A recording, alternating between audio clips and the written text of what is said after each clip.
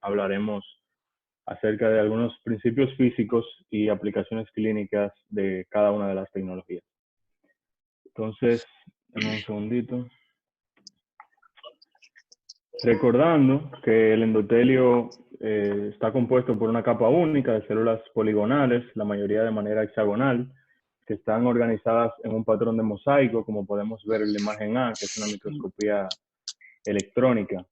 En una córnea normal, aproximadamente un 80-100% de las células endoteliales tienen manera hexagonal, forma hexagonal, y si esa hexagonalidad se pierde por daño endotelial, es lo que llamamos pleomorfismo, que abarcaremos más adelante. Las interdigitaciones entre estas células endoteliales contienen uniones complejas que permiten fuga del humor acuoso hacia la córnea, formando una barrera semipermeable. Y aquí es donde viene la verdadera función del endotelio. Hay que recordar que existe mayor concentración de sodio en el humor acuoso que en el estroma, por tanto, por difusión simple, el sodio entra hacia el estroma y como es un ion osmótico, lleva consigo agua. En la membrana vasolateral de las células endoteliales tenemos la bomba sodio-potasio TPasa, que en conjunto con otras bombas sacan sodio a cambio de potasio, deshidratando la córnea y manteniéndola clara. Entonces, la pérdida de estas células endoteliales por cualquier causa va a resultar en un agrandamiento de las células vecinas. Recordar que en vivo estas células endoteliales no se replican y estos cambios son los que pueden ser observados por la microscopía especular, que es el tópico que vamos a tocar a continuación. Históricamente, la microscopía especular fue inventada por David Maurice en el 1960 y más tarde desarrollada por Born y Kaufman en los 70. Fue utilizada en la década de los 80 para la investigación y publicación de la función, cicatrización y proceso de envejecimiento del endotelio, incluyendo pacientes con queratoplastías penetrantes, y no fue hasta el 2001 que la Asociación de Banco de Ojos de los Estados Unidos decidió utilizar la micro para determinar la densidad celular endotelial y tamizar qué tejidos podían ser más idóneos que otros para ser trasplantados. Entonces, ¿cómo funciona la microscopía especular? Vamos a recordar algunos principios de óptica básicos. El primero es que cuando la luz se encuentra con una superficie, puede experimentar tres fenómenos diferentes. Puede ser reflejada, puede ser refractada o transmitida y puede ser absorbida. Por lo general ocurre una combinación de las tres. La que más nos interesa es la luz que se refleja. A medida que la luz va pasando por las distintas capas de la córnea, se va encontrando con interfaces ópticas diferentes. Y a mayor diferencia entre índices refractivos, mayor de intensidad de la luz es reflejada. Esa diferencia mayor existe entre los índices refractivos del endotelio y el humor acuoso. Esa luz se refleja y parte de ella es captada por el microscopio especular, formando la imagen que vemos en la porción inferior.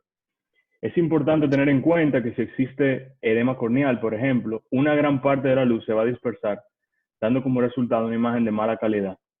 Por lo que en presencia de edema importante quizás no sea el estudio ideal. No así como el microscopio confocal, que veremos en el tópico siguiente, que provee menos interferencia y un aumento de la calidad de la imagen, aún en córneas con estas circunstancias. Y bueno, pasamos a los distintos modelos y clasificación. Tenemos microscopios especulares de no contacto y de contacto.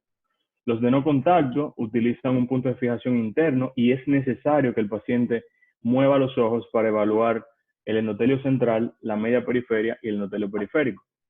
Los microscopios especulares de contacto utilizan un rayo de luz central para enfocarse en la córnea y luego realizan un escaneo sistemático de la córnea superior, inferior, nasal y temporal. Tiene la desventaja de que necesita mayor cooperación del paciente y un técnico que esté suficientemente entrenado. Es importante también que para permitir una estandarización y evaluar de mejor manera los cambios específicos de una región de la córnea, está recomendado que se tomen 3 imágenes de la región deseada en un mismo momento y se registre el análisis promedio. En la imagen de la derecha tenemos varios modelos comerciales. Estas 2 imágenes de una misma casa comercial, uno de contacto y uno de no contacto. Tenemos uno de la casa comercial Nidec, que es el CM530, y el que tenemos en el hospital, que vemos en la porción inferior, que es el Conan Medical Cell Check, que es uno de los modelos más utilizados mundialmente y que tiene la ventaja, de ofrecer un sistema de rastreo automatizado utilizando las imágenes de Purkinje con mínima intervención del operador. Entonces, cualitativamente, ¿qué vemos en la microscopía especular? Tenemos dos patrones diferentes, estructuras brillantes y estructuras oscuras. Prestar atención ahora a la imagen A. Una de las anormalidades más frecuentes son las gutas, que representan excrescencias de la membrana de Descemet, que comienza como estructuras pequeñas, oscuras, que se van agrandando con el tiempo, adquiriendo incluso un mayor tamaño que una célula endotelial normal. Esa excrescencia puede adquirir varias formas. Cuando adquiere una forma elevada, con una superficie plana, encima de la excrescencia ocurre una reflexión especular y es lo que vemos como ese punto brillante dentro de la región oscura de la imagen A. A veces se pueden visualizar estructuras brillantes dentro de las células, como podemos ver en la flecha blanca de la imagen C y D. En este caso representan el núcleo de las células endoteliales con estrés metabólico, como es el caso de trasplantes corneales y otras patologías. También se pueden observar estructuras brillantes de gran diámetro, bien definidas, como es el ejemplo de la imagen E, que pudiese representar pigmento en endotelio. Y así como tenemos estructuras brillantes, también vemos estructuras oscuras. Tenemos la imagen F, esa estructura puntiforme, central, bien definida, que representa el cilio de la célula endotelial. Otras un poco más grandes, como la imagen G, más grande y difusa, que puede representar una vacuola intracelular. Y en caso de pacientes con procesos inflamatorios uveíticos, se pueden observar estas estructuras oscuras señaladas por la flecha de la imagen H, que se localizan en las intersecciones endoteliales y pudiese representar glóbulos blancos que invaden esta zona. Son algunas de las cosas que podemos ver cualitativamente. Morfológicamente, cuando tenemos una microscopía especular, debemos de prestar atención a la conformación de la célula, a sus límites, sus intersecciones y si hay presencia de estructuras acelulares o no, como ya vimos. Y vemos en las imágenes de la derecha ciertos patrones. En la imagen A vemos células elongadas, en la imagen B vemos una célula con múltiples contornos señalada por la flecha, en la imagen C tenemos células redondeadas, en la imagen D hay varias células cuadriculadas, cuadradas, y en la imagen E células triangulares. Y es importante recalcar que hay una relación directamente proporcional con el polimegatismo y el polimorfismo, es decir, con el tamaño y la forma de la célula a medida que vamos entrando en edad. Entonces, cuantitativamente vemos tres valores que son los principales: la densidad celular endotelial, el coeficiente de variación, el porcentaje de hexagonalidad. Hay varios métodos para definir estos. El primer método de análisis es el método de marco fijo, en el que se calculan todas las células que están dentro del recuadro, como podemos ver, y solamente se incluyen la mitad de las células que tocan el borde para evitar sobreestimar la medida. También tenemos el marco variable, en el que se selecciona el contorno de un grupo específico de células, y otros equipos que realizan la medición de manera automatizada. Entonces, como ya hemos mencionado, la densidad celular se mide en células por milímetros cuadrados. Esta disminuye con la edad, excediendo unos 3.500 en población pediátrica, con un promedio de edad adulta de más o menos 2.400, un rango que varía entre 1.500 y 3.000 células, con una tasa normal de pérdida endotelial por año de 0.5%. Tenemos el coeficiente de variación, que es el que nos habla de polimegatismo. El valor normal es de menor a 0.30 y se calcula dividiendo la desviación estándar entre el promedio del área celular. Y por último tenemos la hexagonalidad, el porcentaje de hexagonalidad, que nos dice qué porcentaje de las células endoteliales que analizamos tienen 6 ápices. Y es la que nos habla entonces de pleomorfismo. El valor normal varía, algunas literaturas dicen 80, otras un poquito menos, otras mencionan que mientras más cerca del 100% mejor. Es ideal tomar en cuenta que para realizar un análisis cuantitativo completo hay que tomar estas tres variables. No podemos solamente quedarnos con el conteo celular, porque no es la medida más sensible para hablar de salud endotelial en algunos casos. Y ponemos un ejemplo preciso. Probablemente, si tenemos 100 células que estamos analizando y se pierden 6, solamente 6 de 100, las células adyacentes cambian su morfología mostrando cambios significativos. Puede que algunas se alarguen o quizás algunas otras se fusionen o se unan para reparar el defecto. En estos casos tan sutiles podemos tener una disfunción no detectable por la densidad celular endotelial, que probablemente esté normal o borderline, pero sí detectable por los cambios celulares de polimegatismo y polimorfismo. Por tanto, es importante tomar las tres variables al momento de realizar un análisis. Estos son algunos errores comunes de interpretación que podemos tener. Por ejemplo, vemos en la primera imagen una célula perdida que no se seleccionó. En la porción inferior, un doble conteo de una sola célula, áreas que no se analizan. Y también en la última imagen vemos un fallo de la automatización en el que no se pudo de manera precisa seleccionar los contornos celulares. Entonces, sabemos que la micro es una herramienta práctica y útil en detectar cambios sutiles, especialmente previo a cirugía. Y esta es una oración del Kretschmer que quise traer a colación, que me llamó mucho la atención y probablemente cambie mi manera de ver las córneas a partir de ahora. Y es que una córnea clara con paquimetría normal no nos asegura que la morfología o el contenido endotelial sea normal. Sabemos que el rango de células endoteliales donde aparece el edema es variable, estimado entre 300 y 700 células. El endotelio funciona con un conteo muy bajo. Y asumiendo entonces que para cualquier evento quirúrgico intraocular hay una pérdida reportada de 0 a 30%, un paciente debería tener por lo menos de 1000 a 1200 células por milímetro cuadrado para tener una cirugía con cierta seguridad sin aumentar el riesgo de edema corneal postoperatorio. Y es muy importante que si el rango del paciente se acerca a este número, conversemos con él y le expliquemos el riesgo de descompensación corneal. Asimismo, otros valores a tomar en cuenta, un coeficiente de variación mayor a 0.40 y una hexagonalidad menor del 50%, debe de considerarse altamente anormal con un aumento del riesgo de edema postoperatorio. Cuando tenemos anormalidades en el examen pre-op, como vemos aquí, gutas, KP, células pigmentadas, inflamatorias, irregularidades en endotelio Descemet, la micro nos puede aportar información invaluable. En cuanto a la cirugía de catarata, históricamente hay reportes de pérdida endotelial de hasta un 40%. Sin embargo, con la utilización de técnicas modernas, incisiones pequeñas y viscoelástico, una cirugía de facomulsificación sin complicación resulta en una pérdida endotelial reportada de 0 a 20%. Importante, y este dato me llamó bastante la atención, que en manos expertas no parece haber diferencia estadísticamente significativa entre faco y extracap y pérdida endotelial. Y la pérdida endotelial puede variar según la posición efectiva del lente. Es bien conocido que la colocación de lente suturado o en sulcus no tiene mayor pérdida endotelial en comparación con un lente intraocular a la bolsa capsular. Sin embargo, los lentes de cámara anterior puede que resulten en una pérdida endotelial progresiva un poco mayor. Sin embargo, la data es conflictiva y controversial con respecto a esto. Algunos estudios dicen que sí, otros dicen que no hay demasiada pérdida. Si podemos resumir por qué se pierde célula endotelial en una cirugía de catarata, la tenemos aquí en estas 5 variables. Número 1, daño mecánico por instrumentación o manipulación del núcleo. Número 2, calor. Número 3, irrigación prolongada. Número 4, tiempo quirúrgico. Y número 5, el poder. En cuanto a cirugía refractiva, LASIK y PRK, numerosas investigaciones han estudiado los efectos en el endotelio. La mayoría demuestran que no hay disminución del conteo celular resultante luego de los procedimientos, a excepción de algunos estudios con pacientes con miopía muy alta que requirieron ablaciones demasiado profundas.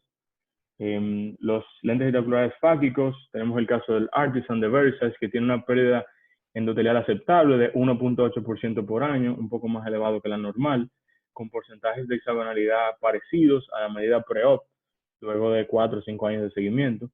Y el cross-linking, que es utilizado para las ectasias corneales, como el keratocono, que usamos bastante en el hospital. En cuanto a esto, hay que recordar que la luz ultravioleta es tóxica para el endotelio. Y es por esta razón que tomamos como prerequisito el corte de 400 micras de espesor corneal, luego el debridamiento, para minimizar la irradiación y el daño endotelial. Las microscopías especulares de PECA exitosas nos han revelado que hay una pérdida sustancial de células endoteliales durante la vida del injerto. Se ha reportado una tasa de pérdida hasta 7 veces más rápido, al menos los primeros 5 a 10 años. Y vemos el ejemplo de este paciente. La foto A es la medida de la córnea donante y la última foto es a los 10 años. Vemos que a los 6 meses, 2 años, 5 años hay una pérdida sustancial de las células que luego se regulariza hasta el 0.5% normal luego de los 5 a 10 años. Perdón.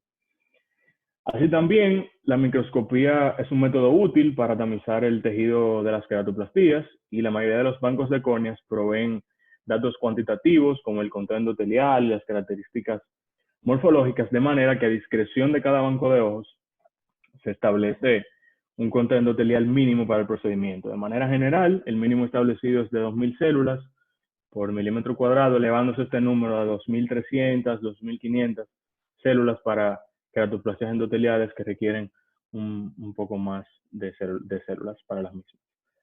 Por último, vamos a comentar un poco acerca de la distrofia de Fuchs, también conocida como distrofia corneal endopitelial. Sabemos que la mayoría de los casos no tienen herencia conocida, pero en algunos se ha demostrado un patrón de herencia autosómica dominante con locus de los cromosomas 1, 13, 15 y 18, siendo este último el más frecuente. Y en la anatomía patológica encontramos pleomorfismo y polimegatismo con excrescencia de colágeno en la membrana de Descemet, clínicamente observada como gutas en la lámpara de hendidura de la biomicroscopía. La micro entonces nos ha enseñado que hay cambios morfológicos y progresivos de las gutas, y es lo que vemos en los estadios que propone este artículo. En el estadio 1, que ya lo vimos, es la forma más temprana de la guta, se observa una estructura oscura con un punto brillante y definido en su centro. En el estadio 2 observamos que la excrescencia ha aumentado de tamaño, incluso mayor que una célula endotelial y formando un patrón de roseta con las células adyacentes, señalado en la imagen de la derecha por las flechas gruesas. Y el estadio 3, que tenemos excrescencias de mayor tamaño, afectando varias células endoteliales con morfología normal, como vemos en las dobles flechas de la imagen de la izquierda y la flecha de la imagen de la derecha. Asimismo, este artículo propone dos estadios más. El estadio 4, en el que hay coalición de las excrescencias con polimegatismo marcado, y en el 5, donde no hay células que puedan ser reconocibles. Es importante saber que los 5 estadios se pueden ver en un mismo paciente sin que esté presente edema corneal significativo, por lo que la microscopía especular nos aporta información precisa acerca de la morfología celular en estos casos. Sin embargo, en casos avanzados, aporta imágenes de difícil interpretación, por lo que mencionamos anteriormente de que el edema corneal causa dispersión de la luz, y esta es su limitación principal, que las imágenes deben obtenerse en córneas relativamente transparentes con una superficie endotelial regular. Y aquí es donde juega un papel importante la microscopía confocal, que nos permite la evaluación del endotelio y de toda la córnea con muy buena calidad y precisión, aún en casos de edema corneal, y es el caso que es el tópico que vamos a conversar a continuación. La microscopía confocal es un estudio diagnóstico que nos permite obtener cortes, secciones ópticas de 1 micra hasta 12 micras, pudiendo así evaluar la córnea de manera íntegra desde el epitelio hasta el endotelio, superando las limitaciones de la microscopía de luz convencional. Está basada en el principio físico de Lucas, que establece que la resolución de una imagen está en estrecha correlación con el campo de visión, es decir, es inversamente proporcional. A menor campo de visión tenemos mayor resolución. Y vemos en la imagen superior cuál es su principio físico. Vemos la fuente de luz que está cubierta por una pequeña apertura formando un efecto pinhole, de manera que solamente logran pasar los rayos que están alineados con el punto focal y el objetivo del microscopio confocal. Los rayos restantes, que son reflejados o dispersados, se excluyen totalmente, y de esta manera obtenemos una imagen muy pequeña con muy alta resolución.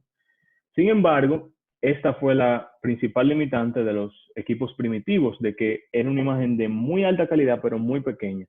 Y esto se superó luego de 1965, donde se desarrolló un modelo con un disco giratorio, que es el que vemos en la porción inferior, con múltiples pinhole en forma de espiral, que permitió integrar las imágenes para obtener un campo de visión mucho más grande, y es la base física por la que se desarrollaron los equipos más modernos. Tenemos modelos comerciales, el Tandem Scanning Confocal Microscope, que fue el que mencioné anteriormente de la rueda giratoria, lamentablemente no está disponible comercialmente.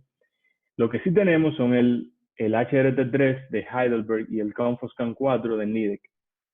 Básicamente varían en la forma de calibración, resolución de la imagen espacial y tamaño de la imagen. Pero son algunos de los modelos comerciales que tenemos en la actualidad. Entonces, las secciones ópticas que obtenemos por el microscopio confocal son un poco contrarias a como estamos acostumbrados a ver la anatomía de la córnea de manera perpendicular a la lámpara de hendidura. Y vamos a ver cómo se ven anatómicamente cada una de las capas. Tenemos el epitelio superficial, que aparece en forma de mosaico con contornos celulares brillantes y un núcleo central hiperreflectivo. Tenemos el epitelio basal, en forma de mosaico también, con células un poco más pequeñas, con núcleo no visible. Generalmente la membrana de Bowman no se ve. La siguiente capa que podemos distinguir es el plexo basal subepitelial, que aparece como múltiples filamentos finos. Luego tenemos el estroma, que está definido por los núcleos hiperreflectivos de los queratocitos, que es lo que podemos ver en la imagen, en forma de frijol. Saber que la membrana celular del queratocito solo se ve cuando está activado, por ejemplo, en casos de trauma, infección y cirugía. En algunos casos también se pueden ver nervios conales estromales, que son mucho más prominentes en el área limbal. La membrana de December no se ve de manera normal, solamente si está engrosada, si hay fibrosis importante. Y como podemos ver, la imagen del endotelio es similar a la obtenida por la microscopía especular convencional.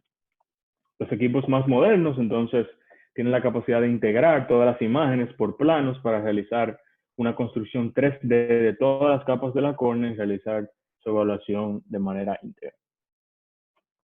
Un uso importante de la microscopía confocal es el diagnóstico inmediato de queratitis por Acanthamoeba, que se puede realizar en conjunto con el raspado y la tinción y puede aportarnos información invaluable.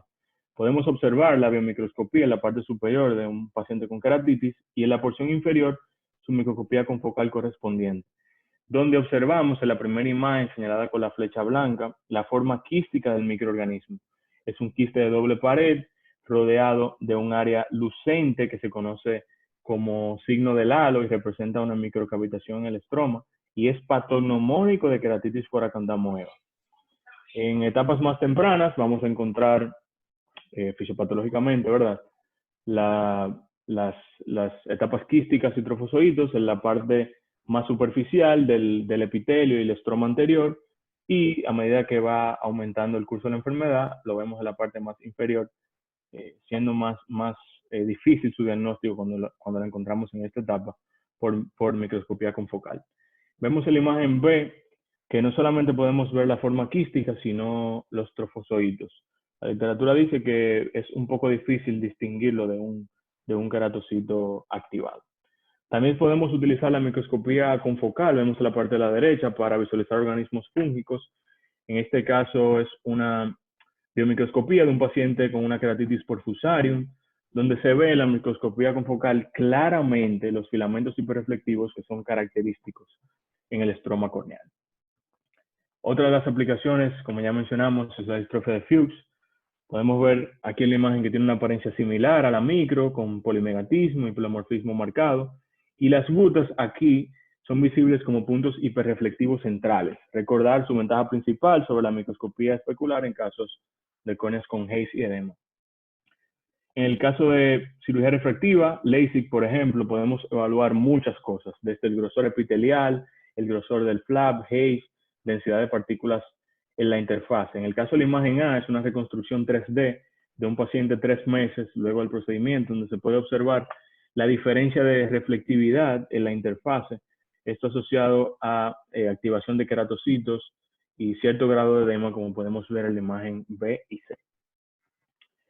Así también, la microscopía confocal se ha utilizado para la evaluación del plexo basal subepitelial en los últimos tiempos como un indicador de neuropatía periférica por diabetes mellitus y otras patologías que afectan fibras nerviosas pequeñas. Tenemos las 3 imágenes superiores que representan un paciente control y las 3 imágenes inferiores que representan un paciente con diabetes mellitus tipo 2.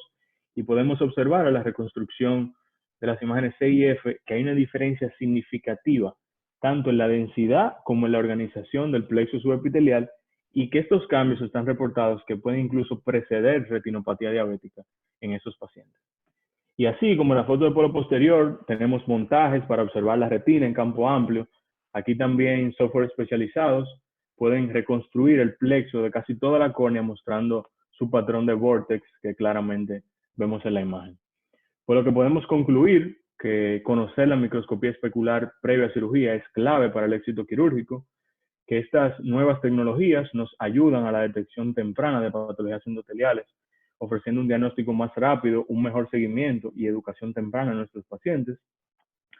y que la microscopía confocal es una tecnología útil y dinámica que nos permite la evaluación de la córnea con alta resolución y nos permite entender esos procesos fundamentales biológicos como inflamación, cicatrización e infección, incluso las situaciones clínicas donde la microscopía especular no nos aporta demasiada información.